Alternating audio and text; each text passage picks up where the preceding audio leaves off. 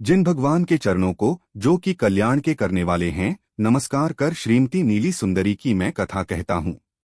नीली ने चौथे अनुव्रत ब्रह्मचर्य की रक्षा कर प्रसिद्धि प्राप्त की है। पवित्र भारतवर्ष में लाट देश एक सुंदर और प्रसिद्ध देश था। जिन धर्म का वहां खूब प्रचार था। वहां की प्रजा अपने धर्म कर्म पर बड़ी दृढ़ थी। इससे इस देश की शोभा को उस समय कोई देश नहीं पा सकता था। जिस समय की यह कथा है, तब उसकी प्रधान राजधानी भृगुकच्छ नगर था। यह नगर बहुत सुंदर और सब प्रकार की योग्य और कीमती वस्तुओं से पूर्ण था। इसका राजा तब वसुपाल था, और वह जिससे अपनी प्रजा सुखी हो, धनी हो, सदाचारी हो, दयालु हो, इसके लिए कोई बात का कष्ट न हो, इसका सदा प्रयत्नशील रहता था। यहीं एक सेठ रहता था। उसका नाम था जिनदत्त। जिनदत्त की शहर के सेठ साहूकारों में बड़ी इज्जत थी। वह धर्मशील और जिन भगवान का भक्त था।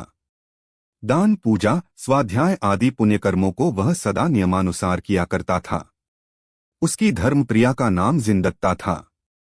जैसा जिनदत्त धर्मात्मा और सदाचारी था, उसकी गुणवती साध्वी स्त्री भी उसी के अनुरूप थी, और इसी से इनके दिन बड़े ही सुख के साथ बीतते थे। अपने गार्हस्थ्य सुख को स्वर्ग सुख से भी कहीं बढ़कर इन्होंने बना लिया था। जिनदत्ता बड़ी उदार प्रकृति की स्त्री थी। वह जिसे दुखी देखती उसकी सब तरह सहायता करती और उनके साथ प्रेम करती। इसके संतान में केवल एक पुत्री थी। उसका नाम नीली था। अपने माता पिता के अनुरूप ही इसमें गुण और सदाचार की सृष्टि हुई थी। जैसे संतों का स्वभाव पवित्र होता है, नीली भी उसी प्रकार बड़े पवित्र स्वभाव की थी। इस नगर में एक और वैश्य रहता था। उसका नाम समुद्रदत्त था। यह जैनी नहीं था। इसकी बुद्धि बुरे उपदेशों को सुन सुनकर बड़ी मठठी हो गई थी। अपने हित की ओर कभी इसकी दृष्टि नहीं जाती थी। इसकी स्त्री का नाम सागरदत्ता था। इसके एक पुत्र था, उसका नाम था सागरदत्त। सागरदत्त एक दिन अचानक जिन मंदिर में पहुंच गया। इस समय नीली भगवान की पूजा कर रही थी। वह एक तो स्वभाव से ही बड़ी सुंदरी थी। इस पर उसने अच्छे अच्छे रत्नजड़े गहने और बहुमूल्य वस्त्र पहन रखे थे। इससे उसकी सुंदरता और भी बढ़ गई थी। वह देखने वालों को ऐसी जान पड़ती थी मानो कोई स्वर्ग की देवबाला भगवान की खड़ी खड़ी पूजा कर रही है। सागरदत्त उसकी भुवन मोहिनी सुंदरता को देखकर मुग्ध हो गया। काम ने उसके मन को बेचैन कर दिया।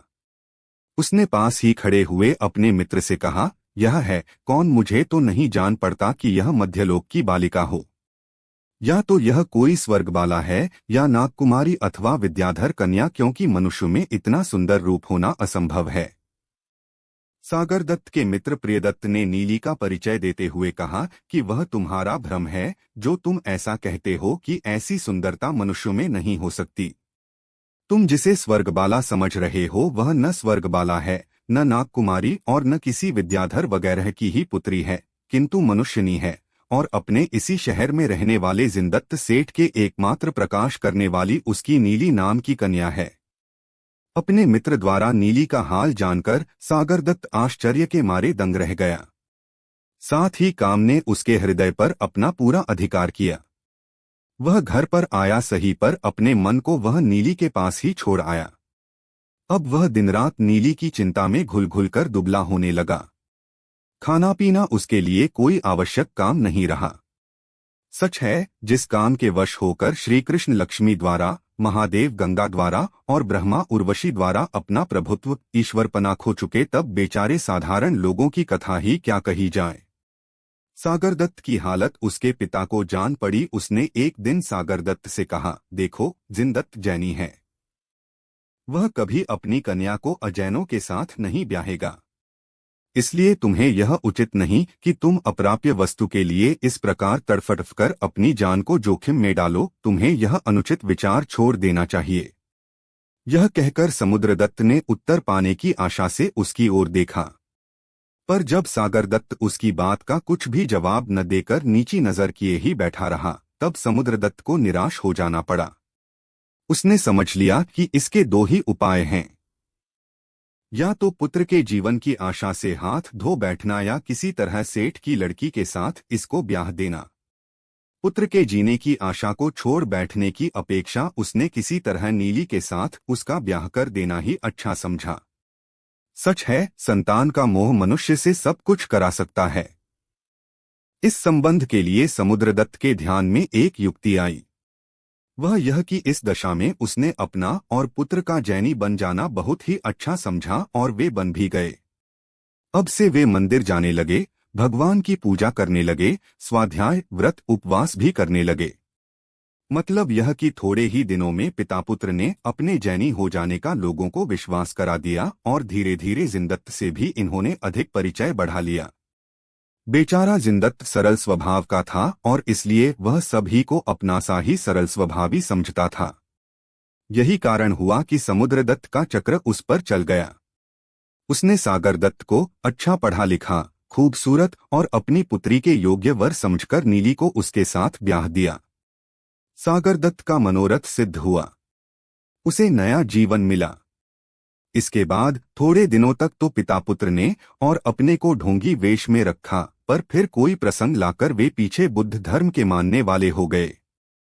सच है, मायाचारियों पापियों की बुद्धि अच्छे धर्म पर स्थिर नहीं रहती। यह बात प्रसिद्ध है कि कुत्ते के पेट में घी नहीं ठहरता। जब इन पिता पुत्र ने जैन धर्म छोड़ा, तब इन दुष्टों ने यहाँ तक अन्याय किया कि बेचारी नीली का उसके पिता के घर पर जाना आना भी बंद कर दिया। सच है, पापी लोग क्या नहीं करते। जब जिनदत्त को इनके मायाचार का यह हाल जान पड़ा तब उसे बहुत पश्चाताप हुआ, बेहद दुख हुआ। वह सोचने लगा, क्यों मैंने अपनी प्यारी पुत्री को अपने हाथों से कुएं में ढकेल दिया, क्यों मैंने उसे काल के हाथ सौंप दिया। सच है, दुर्जनों की संगति से दुख के सिवा कुछ हाथ नहीं पड़ता। नीचे जलती हुई अग्नि भी ऊपर की छत को काली कर देती है।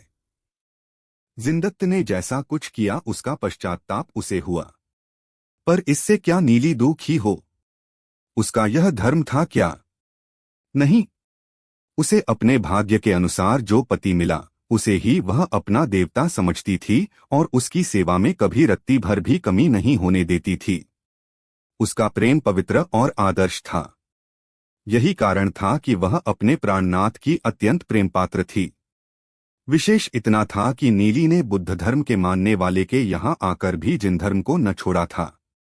वह बराबर भगवान की पूजा, शास्त्र, स्वाध्याय, व्रत, उपवास आदि पुण्य कर्म करती थी, धर्मात्माओं से निष्कपट प्रेम करती थी और पात्रों को दान देती थी। मतलब यह कि अपने धर्म कर्म में उसे खूब श्रद्धा थी और भक्ति पूर्वक वह उसे पालती थी। पर खेद है कि समुद्रदत्त की आंखों में नीली का यह कार्य भी खटका करता था। उसकी इच्छा थी कि नीली भी हमारा ही धर्म पालने लगे और इसके लिए उसने यह सोचकर कि बुद्ध साधुओं की संगति से या दर्शन से या उनके उपदेशों से यह अवश्य बुद्ध धर्म को मानने लगेगी। एक दिन नीली से कहा, पुत्री, तू पात्रों को तो सदा दान दिया ही करती है, तब एक दिन अपने धर्म के ही अनुसार बुद्ध साधुओं को भी तो दान दे। नीली ने श्वसुर की बात मान ली, पर उसे जिन धर्म के साथ उनकी यह ईर्ष्या ठीक नहीं लगी और इसीलिए उसने कोई ऐसा उपाय भी अपने मन में सोच लिया जिससे फिर कभी उससे ऐसा मिथ्या आग्रह किया जाकर उसके धर्म पालन में किसी प्रकार की बाधा न दी जाए। फिर कुछ दिनों बाद उसने मौका देखकर कुछ बुद्ध साधुओं को भोजन के लिए बुलाया। वे आए, उनका आदर सत्कार भी हुआ। वे एक अच्छे सुंदर कमरे में बैठाए गए। इधर नीली ने उनके जूतों को एक दासी द्वारा मंगवा लिया और उनका खूब बारीक बूरा बनवाकर उसके द्वारा एक किस्म की बहुत ही बढ़िया मिठाई तैयार करवाई। इसके बाद जब वे साधु भोजन करने को बैठे तब और व्यंजन मिठाइयों के साथ वह मिठाई भी उन्हें परोसी गई। सबने उसे बहुत पसंद किया। भोजन समाप्त हुए बाद जब जाने की तैयारी हुई तब वे देखते हैं तो जोड़े नहीं हैं। उन्होंने पूछा, जोड़े कहाँ गए?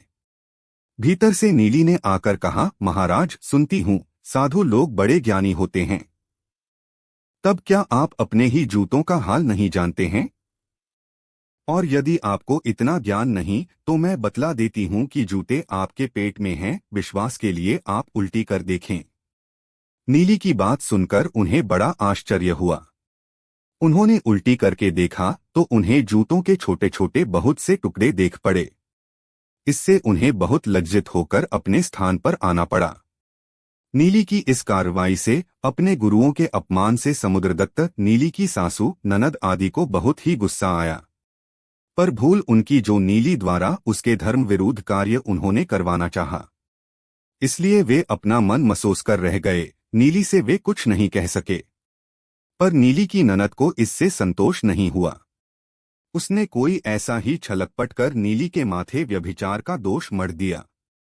सच है, सत्पुरुषों पर किसी प्रकार का ऐब लगा देने में पापियों को तनिक भी भय नहीं रहता। बेचारी नीली अपने पर झूठ-मूठ महान कलंक लगा सुनकर बड़ी दुखी हुई। उसे कलंकित होकर जीते रहने से मर जाना ही उत्तम जान पड़ा। वह उसी समय जिन मंदिर में गई और भगवान के सामने खड़ी होकर उसने प्रतिज्ञा की कि मैं इस कलंक से मुक्त होकर ही भोजन करूंगी, इसके अतिरिक्त मुझे इस जीवन में अन्न पानी का त्याग है। इस प्रकार वह संन्यास लेकर भगवान के सामने खड़ी हुई उनका ध्यान करने लगी। इस समय उसकी ध्यान मुद्रा देखने के योग्य थी। वह ऐसी जान पड़ती थी मानो सुमेरु पर्वत की स्थिर और सुंदर जैसी चूलिका हो। सच है, उत्तम पुरुषों को सुख या दुख में जिनेंद्र भगवान ही शरण होते हैं, जो अनेक प्रकार की आपत्तियों के नष्ट करने वाले और इंद्रादि देवों द्वारा पूज्य हैं। नीली की इस प्रकार दृढ़ प्रतिज्ञा और उसके निर्दोष शील के प्रभाव से पुरदेवता का आसन हिल गया।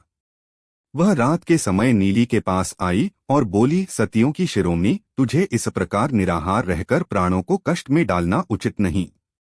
सुन, मैं आज शहर के बड़े बड़े प्रतिष्ठित पुरुषों को तथा राजा को एक स्वप्न देकर शहर के सब दरवाजे बंद कर दूंगा। वे तब खुलेंगे जबकि उन्हें कोई शहर की महास्ती अपने पांवों से छुएगी। सो जब तुझे राजकर्मचारी यहाँ से उठाकर ले जाए तब तू उनका स्पर्श करना। तेरे पांव के लगते ही दरवाजे खुल जाएंगे और तू कलंक मुक्त होगी। यह कहकर पुरदेवता चली गई और सब दरवाजों को बंद कर उसने राजा वगैरह को स्वप्न दिया। सबेरा हुआ। कोई घूमने के लिए, कोई स्नान के लिए और कोई किसी और काम के लिए शहर बाहर जाने लगे। जाकर देखते हैं तो शहर बाहर होने के सब दरवाजे बंद हैं। सबको बड़ा आश्चर्य हुआ। बहुत कुछ कोशिशें की गईं, पर एक भी दरवाजा नहीं खुला। सारे शहर में शोर मच गया। बात की बात में राजा के पास खबर पहुंची। इस खबर के पहुंचते ही राजा को रात में आए हुए स्वप्न की याद हो उठी। उसी समय एक बड़ी भारी सभा बुलाई गई। राजा ने सबको अपने स्वप्न का हाल कह सुनाया। शहर के कुछ प्रतिष्ठित पुरुषों ने भी अपने को ऐसा ही स्वप्न आया बतलाया। आखिर सबकी सम्मति से स्वप्न के अनुसार दरवाजों का खोलना निश्चित किया गया। शहर की स्त्रियां दरवाजों का स्पर्श करने को भेजी गईं। सबने उन्हें पांवों से छुआ, पर दरवाजों को कोई नहीं खोल सकी। तब किसी ने, जो कि नीली के संन्यास का हाल जानता था, नीली को उठा ले जाकर उसके पांवों का स्पर्श करवाया। दरवाजे खुल गए, जैसे वैद्य सलाई के द्वारा आंखों को खोल देता है। उसी तरह नीली ने अपने चरण स्पर्श से दरवाजों को खोल दिया। नीली के शील की बहुत प्रशंसा हुई। नीली कलंक मुक्त हुई। उसके अखंड शील प्रभाव को देखकर लोगों को बड़ी प्रसन्नता हुई। राजा तथा शहर के और प्रतिष्ठित पुरुषों ने बहुमूल्य वस्त्राभूषणों द्वारा नीली का खूब सत्कार किया और इन शब्दों में उसकी प्रशंसा की है, जिन भगवान के चरणकमलों की भौंरी तुम खूब फूओ फलो। माता, तुम्हारे शील का महात्म्य कौन कह सकता है। सती नीली अपने धर्म पर दृढ़ रही। उससे उसकी बड़े बड़े प्रतिष्ठित पुरुषों ने प्रशंसा की। इसलिए सर्वसाधारण को भी सती नीली का पथ ग्रहण करना चाहिए। जिनके वचन सारे संसार का उपकार करने वाले हैं, जो स्वर्ग के देवों और बड़े बड़े राजा महाराजाओं से पूज्य हैं और जिनका उपदेश किया हुआ पवित्र शील ब्रह्मचर्य स्वर्ग तथा परंपरा मोक्ष का देने वाला है, वे जिन भगवान संसार में सदाकाल रहें और उनके द्वारा कर्मपरवश जीवों को कर्म पर विजय प्राप्त करने का पवित्र उपदेश सदा मिलता रहे। आराधना कथा कोश से 28वीं नीली की कथा पूर्ण हुई। जिनवाणी माता की जय।